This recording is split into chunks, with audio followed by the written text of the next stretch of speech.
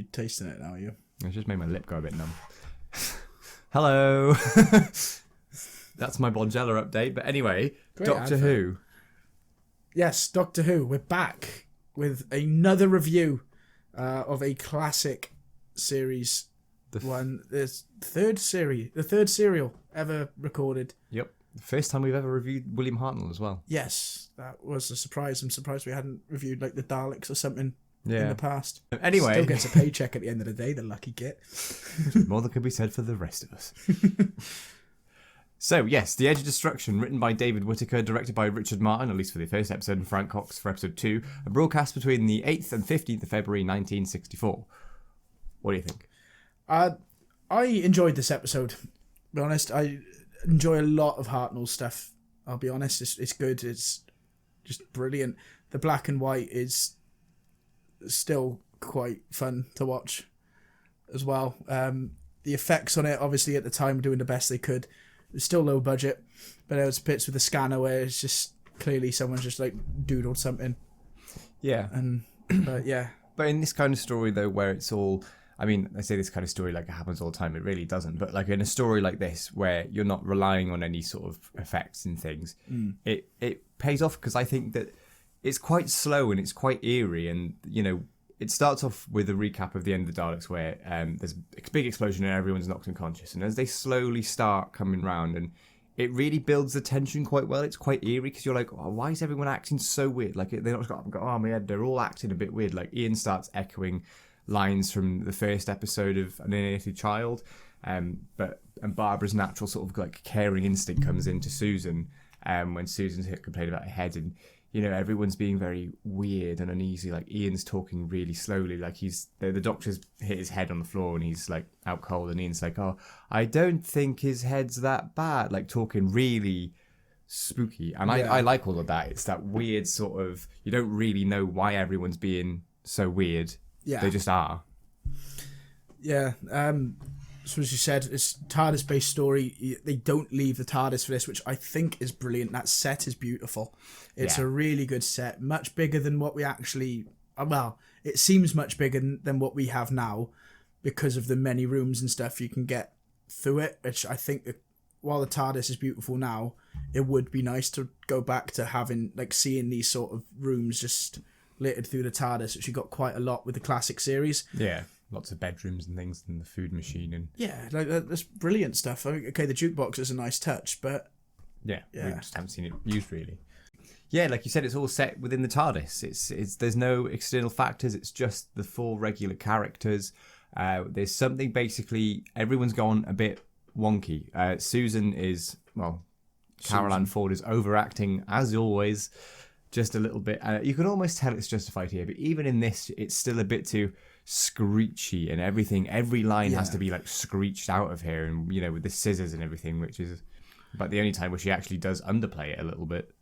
Yeah, it's all a bit weird as well because all the weirdness seems to stem from them coming around, and they've all got a pain in the neck and stuff, and it just starts to like you get these little hints coming through.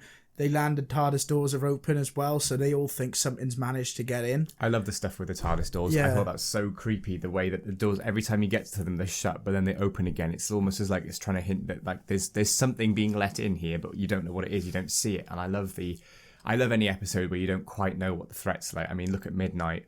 You know, it's a similar thing with that. You don't actually know what it is. It's just there's something that's making them go a little bit weird. And we get a bit of fleshing out of the crew as well, because you know by this point they've gone from being kidnapped from 1963 to the Stone Age, immediately to Skaro, and then here. Like they haven't had a moment to sort of catch up. And I really love the scene where the Doctor starts throwing accusations around, saying you know to Ian and Barbara that you're the cause of this, unconscious, as that famous William Hartnell line fluff goes. But Barbara's really the first one to properly stand up to him. Like Ian has a few jibes here and there, but Barbara's the first one that's like, you know, you'd be dead twice over if it wasn't for us. You need to like get off your high horse and get down on your hands and knees and thank us because you'd have died without us on both of those occasions. And you know the Doctor actually listens, and that's the first real sign of the Doctor becoming the Doctor that we know now, because early Doctor, especially Hartnell Doctor, is very different.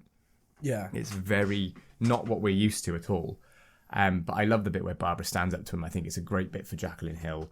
And there's some great staging and direction moments through this. The way people are positioned and sort of like turning, not like talking to camera, but looking towards the camera and talking to the distance and not looking at each other. There's that, there's a lot of mistrust and suspicions there. And it's very much like, it's divided in half. Like Ian and Barbara are backing each other. And obviously the Doctor and Susan are on the other side. Not saying that Susan's sort of accusing the other two, but she's obviously going to take the Doctor's side. And there's a very clear fictitious thing between the two of them. I did laugh at Susan's bed though. Yeah, all the beds are the same, really, weren't they? Yeah. It was just a little fold-out thing, and it just looked like a sun lounger. Yeah, like who's sleeping on that all the time? But as we see throughout the episode, they only really seem like they're possessed until someone goes to touch the console. Like there's something in them that doesn't want the console being touched for whatever reason, and this just plays onto the eeriness of the episode going forward. And it's just a nice little touch, because even at the cliffhanger for the end of Edge of Destruction, you see that bit where you don't know who it is, but someone's just there throttling the Doctor as he's trying to touch the console, which obviously does play a big part in the resolution. It's not the greatest cliffhanger in the world, because it's quite obviously Ian. Yeah, I know. But it's more like, why is Ian strangling him? Anyone could be wearing that dressing gown. I did love Ian's very camp, like in the resolution after the cliffhanger, where the Doctor sort of turns around and Ian goes, "Oh!" and just falls on the floor, and it's like, oh, that was quite naff. It was quite naff. I think for me, it's very much a tale of two halves, this story, because I think the first story really amps up that tension, and you don't quite know, like you said, there's hints to different things of the doors opening and nobody being able to get near the console and the pains in the necks. And then like episode 2, it just sort of goes, I don't really know what else we can do with this now. They just sort of go, it's probably still you though, isn't it? Yeah. There is a great bit though where the Doctor tries to where he basically threatens to eject Ian and Barbara straight out of the TARDIS. They're like, well, the moment those doors open again, I'm chucking them out. I've had enough. Yeah. And he's quite imposing, and you think that at this point, we know now that the Doctor would never do that, but at this point, you're really not sure. You go, I don't know, I think he could chuck him out. Yeah, because he's first Doctor, especially in the opening episodes, is very manipulative, and he will do anything he can to get his way. You see this a lot in the Daleks, where he wants to go and have a look at the city where the Daleks are living. So he decides to pull something out of his own TARDIS and say, "Oh, something's missing. I bet you will find it in there." To encourage, to force him down that route just because he wants to be there. He's a very manipulative Doctor. So it's not that far-fetched to think, especially having only watched the first 2 episodes anyway, to think that is possible. And he would be that hard. Because they don't know where they are. It's just like, he's just like, oh, I don't give a crap. And out you go. They might not be able to breathe, but not my problem. Yeah, I love quite often in the classic series, you see hints of the Doctor being not quite himself. And, if anyone saw my video last week, you'll have seen or last fortnight, the different things of the Doctor doing, bad decision making. And I quite like that. And especially the early days. That's why I find like the Hartnell era, especially early Hartnell stuff, really interesting, because it's like, this isn't a show that knows it's going to go for, another 20 odd series. Like, they're sort of going like, the whole reason Edge of Destruction comes around is because of the fact that in the production they were like, right, just do 2 more episodes and then we'll maybe commission you for the rest of the series. And they didn't want to truncate the others, so they were like, oh, we'll just cobble something together that we can do quite cheaply, just have the 4 regulars, 1 set in the TARDIS, and just come up with something. And when you sort of look at it through that lens, it really does work. I think it's really got it's got legs, this, especially the first half. Yeah, I love the eeriness of this, being able to just not really trust these characters. And like I said, this is although it is only 2 episodes and it's a rare 2-parter in the early days of Doctor Who, it's a really important one, because this is the one that solidifies this crew as, a team rather than just 4 people thrown into this situation together. Yeah. Like I said, there's that bit where Barbara puts the Doctor in his place, and he knows later on to go and speak to her, and he goes and speaks to her quite sort of like in front of everybody, quite like, oh yeah, you're quite good, you are, ha ha ha, quite patronising. But then later on has like a really quite, I was going to say intimate moment, that sounds quite weird, but do you know what I mean? Heartfelt moment, and really sort of like apologises to her and just, recognises that Barbara is incredibly strong and intelligent and can handle these situations much better than he was given it credit for. Oh yeah, and that really works. But yeah, I think, like I said, the direction in this is great. There is some strange sort of moments where, like the melting clock faces and bizarre imagery like that really keeps you guessing throughout that first episode. Yeah, that was quite cool, because that was like oh Christ, something's really bad here. And like the scanner's just showing him pictures of stuff where like looks like England, it could be Skaro, and then the universe, which we then later learn is showing them their journey so far, really. Yeah. And if it's a good picture, we realise that that's what stems the doors to open, because the TARDIS, this is the first time we realise the TARDIS is sentient as well. So the TARDIS opens the doors because, it looks like it's England, it's safe, and then outside is just nothingness. And there's that really cool moment where the Doctor's trying to figure out what's wrong. He's looked at the fault detector and can't figure it out, and just assumes the TARDIS is going to go kaboom. Yeah. And very nicely, I think, sends Ian and Barbara and Susan to the door to have a look at what's outside the next time the doors open, as a way of saying, at the end of the day, this is going to blow up. If they're not here, they're not going to feel a thing. They're not going to know. And then he asks Ian to face destruction together, which I thought was really nice and a really heartwarming moment. Yeah, I think that's the first time that the Doctor and Ian really become close, because they've sort of cooperated because they've had to. There's sort of like a mutual interest in that kind of cooperation. But this is the first time where the Doctor just sort of goes, it's the first time the Doctor sort of drops his guard a bit, and it's almost like he's going, I just need somebody with me, and he doesn't want Susan to know, he doesn't want Barbara to know, and he sort of goes, it's a little bit sexist, but whatever, it's the 60s, but has that really nice moment with Ian, like you said, where he's basically asking Ian to sort of see this through with him, so he's not doing it on his own. And I think that's quite interesting, because especially like later on, the Doctor becomes this very much like the solo character, the lonely god and all of that stuff, which I'm not that fussed on, in all honesty. I like the Doctor to be around people. I like the Doctor having friends and companions and whatever. Sort of like lonely god stuff has been and gone now. It's quite nice. It humanizes him in a way, because it's him. I would be the same. I wouldn't want to face this on my own. I would want someone with me. Like if it were me and you, I'd be like, "All right, Tom, we're about to blow up." I probably, yeah. Yeah, no, I'm with you on that. But at the same time, I understand why he's put Susan and Barbara by the door so they don't feel anything. If my loved ones are in a situation like that with me, I'd want probably you stood next to me to go through it with and deal with it. And then all my loved ones by the door, not aware of what's going on, so they don't feel it happening, and it's just quick and sudden and done. Just so they don't have to suffer. I don't really care about myself, but in that situation, I'd do exactly the same. So I wouldn't really say it's a sexist thing. It's just he wants the loved ones out the way, so they're not going to suffer. He doesn't want them to suffer.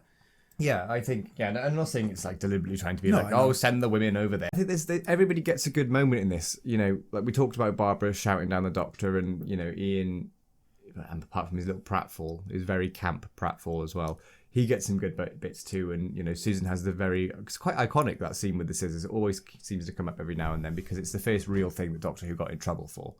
That was the first time they'd gone, it's a little bit much for Saturday tea time, isn't it? Having a teenager stabbing a sun lounger with some scissors. Yeah, it was a bit much. I think it's more the way that she goes for Ian before and then just like flips out and starts. But yeah, like I said, Caroline Ford's a bit OTT. My highlight for this story, though, by a mile, is Hartnell's monologue about the birth of a son. Because should we get into the resolution? Yeah, I think we're going to have to now. Yeah. Basically, there isn't actually any threat. And what's happened is that, the fast return switch is stuck, and it's just sending the TARDIS too far backwards in time, and it can't stop because the spring has gone. And we get a lovely bit of mansplaining from the Doctor about how a spring works. Say that. So if you hold this button down on the torch, it lights up, but when I let go, it goes off. I see, and they always say Doctor Who was meant to be an educational show, and now I know how springs work, so thank God for that. How do you get through 20 odd years of life without knowing how a spring works? I don't know, but here we are, I've seen this before, so I would have learned then. True. That's how I learned how springs work. But yeah, the moral of the story is make sure your springs are well lubricated because your fast return switch might... and also the fact that fast return is written on the console in Sharpie. It's not even got like a printed label. Like none of the other switches have labels. Someone's just gone, oh, we should probably make this obvious. One of the crew's gone, fast return, done. Yeah. It's shocking. It's a really it's really underwhelming sort of... I would have much rather have them not explained what was going on and it be left open. You know, it could have been a malfunction. It could have been some entity inside the ship. But the fact that it goes, no, it's fine. It's just a spring. There's a spring. Oh, that's all it is. Yeah, it's stuck. But before the mansplaining, the Doctor has a great scene where they realise they're going way, way back in time, and the Doctor has this great monologue about the birth of a sun and its planets and everything, and it's just this really one long take, and the camera comes right up towards Hartnell as he's doing this monologue. And fair play. Thank God he didn't flub that, because they wouldn't have been able to edit that at all. Like, they couldn't cut. They could only use cuts to break between scenes. Thank God he nails that. Yeah, it was a brilliant monologue. And then, as I said, we find out that the TARDIS is sentient, and then Ian and Barbara are then finding out that it's just a machine. It can't think for itself, and then it's just like they realise then that the TARDIS was messing around because it was trying to let them know that something was wrong. Which, again, it's good to know that it is a sentient thing. So then when they go into everything later on with the TARDIS, especially in modern era where they really delve into it, like in The Doctor's Wife and that. Yeah. Which is brilliant. Absolutely brilliant. Continuity is class on this one. Sorry. And I stood in my eye. That's fine. And then we get that lovely scene where they've landed in what looks like Earth and there's snow, and then the Doctor goes and has that one-to-one chat with Barbara. Yeah. Which was needed, because he treated her bloody appallingly. Yeah, and I think it solidifies the fact that although he's not quite necessarily going, yeah, you were completely right, like really sort of going and admitting defeat, it's just his sort of way of going, yeah, I overstepped. I crossed the line here, but he's not swallowed his pride completely enough to say that. But he's letting her know, and you know, I think Barbara respects that in a way, and you know, they go out arm in arm, and you know, it's a new chapter for this team now. After like these first three stories is so pivotal in, you know, their dynamics as individuals and as a team, and by the end of this, they leave this as exactly that, as a team. They are one solid unit from this point on. You know, there's still a bit of friction and everything, and obviously they still want to get back home, but I think this is the point where they can enjoy the ride, Ian and Barbara now. And it doesn't necessarily... Obviously, they want to go home, and they want to get back to their loved ones and their job and everything, but... They're happy to go there the long way round. Yeah, they don't feel like necessarily like kidnapped victims anymore, which is always a plus. Yeah, you know. You never wanted to feel kidnapped, no. No, precisely that. Yeah, I would recommend this one. See, if you haven't found it, seek it out. It's 2 episodes. You can watch it within an hour. And it's a really cool example of early Doctor Who being a bit weird and a bit mysterious. And it's, like I said, it's really tense at points. And it's got that really uncomfortable, it's not like ramp up the tension like Midnight, but it's just got that weird, like off-kilter, like there's just something not quite right. Yeah. And I really like that. It's quite psychological horror-y in a way. And that's my sort of jam when it comes to horror stuff and spooky stuff. I like stuff that plays with your mind. Yeah. You know, I don't care about jump scares and like blood and guts stuff. Doesn't bother me. It's the psychological side of it. It's just better. Stuff that gets under your skin. Yeah. It's much better. And this is a really early attempt. And it was a story that was done out of necessity with limited resources. And it comes away with what is a really good first episode and a pretty solid second episode, bar a lack of steam. And the resolution is really dumb. Yeah. And I think had they just left that open-ended, like I said, and open to your imagination, it would have been a much better, a much more satisfying. Not even necessarily satisfying. It's just, I don't know. Narratively, I just think there's more to it. There's more juicy stuff than going, we've got to do a science lesson. Springs. You know, we've had the history lesson, and then we've had the science lesson, and now it's like, quick, another science lesson. Torches work with springs. Yeah, this is true. Moral of the story: lubricate your mechanisms on your time machines. God, that's a euphemism. Anyway, I really enjoyed that. Yeah. As did I. I've not really got much else to say on it though. No, nor me. Yeah, it was just a fun episode, really. Not a lot else to say on that. It's enjoyable, definitely worth a watch. As you said, it's 50 minutes for the 2 episodes. That's it. Yeah. And if you really want to have some fun, watch the Daleks beforehand. Because, it starts with the end scene from the Daleks, so it almost makes sense that you should probably watch the Daleks first. Yeah. I do like how most of the early stuff ties into each other, to be fair. Yeah, Each it sort is of episode nice. leads into the next one. Yeah. Makes a big finish go, Jesus. Yeah. But what can you do? Yeah. But let us know what you thought in the comment section below. Please don't forget to like, share, and subscribe to the channel as well. I just knocked the table because I'm a pleb. And check out our membership offers on YouTube as well. Very politely saying, give us your money. It's not what it is. Just so you can sign up for a membership if you want. You don't have to, but by all means, go check them out nonetheless. I believe that's it from me. Yeah, I've got nothing else. Thank you very much. Just keep, like I said, I put out a little post the other day just saying if the odd video is going to be inevitably a little bit late over the next couple of months just because life is very hectic at the minute. It's going to be even more hectic when Doctor Who comes back. So we're going to figure out some kind of plan for that. But just follow the socials and everything. They're all in the description below. Keep up to date with us, and we will be back in another fortnight, hopefully, with our member commission video, which we need to plan for. Yeah. And we'll sit down and do that at some point. So thank you for being with us, and we'll see you very soon. So, I'm going to go get some food. It's the end of dry January. I'm going to go and get hammered.